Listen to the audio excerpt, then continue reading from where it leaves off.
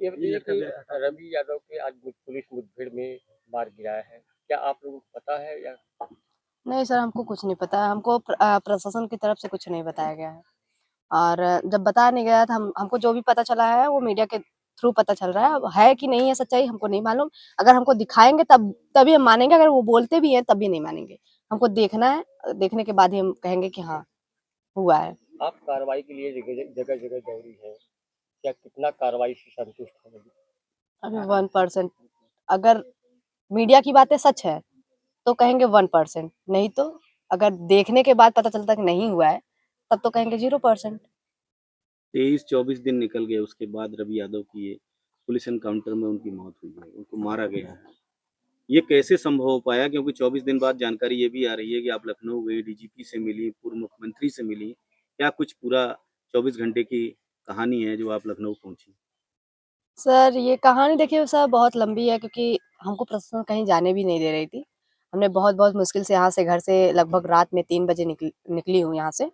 और निकलने के बाद अब फिर भी डर था कि रास्ते में रोक लेंगे, लेकिन मोबाइल वगैरह स्विच ऑफ करके वहाँ पे बहुत बहुत मुश्किल से पहुंची और अपनी बातें डीजीपी तक, अपने पूर्व मंत्री अखिलेश यादव जी तक अपनी बातें रखी।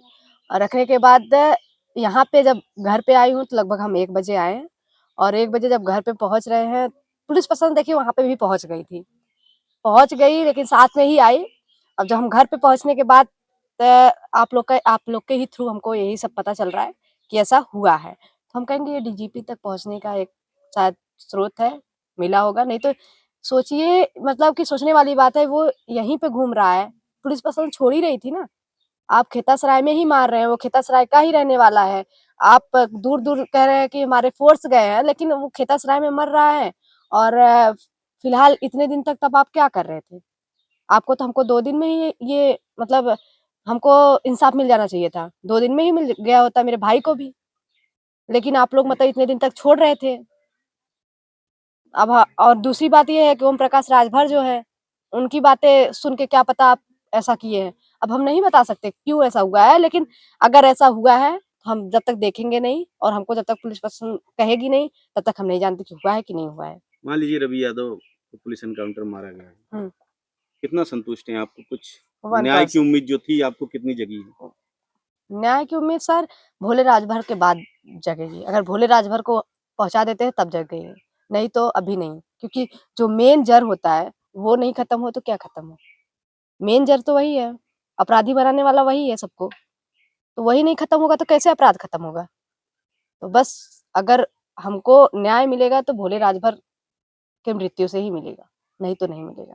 डीजीपी साहब ने क्या भरोसा दिया था, क्या बात हुई डीजीपी साहब से? उन्होंने कहा कि जैसे कि हमने अपनी सारी बातें रखी और ये लोग के बारे में सब कुछ बताया कि इतने-इतने अपराध कर चुके हैं, लेकिन ये लोग का कुछ हुआ नहीं है। तो उन्होंने कहा कि अब नहीं बचेंगे। उन्होंने ये वर्ड यूज़ किया और बोला हमको कि अब नहीं बचेंगे। लेकिन उनके ये वर्ड से ही मुझे वो साहस मिला कि हो सकता है कि अब ना बचें।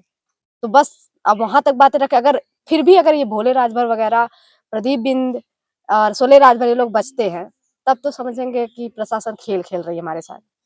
आपके और आपके परिवार के सुरक्षा के लिए जो फ़ोर्स यहाँ पहले तैनात की गई थी, जब से आप डीजीपी साहब से मिल के वापस आई हुई हैं, हम लोग देख रहे हैं यहाँ से फ़ोर्स हटा दी गई है। क्या आप सुरक्षा की ज़रूरत नहीं समझ रही है पुलिस की, आपने मना किया हुआ है पुलिस को?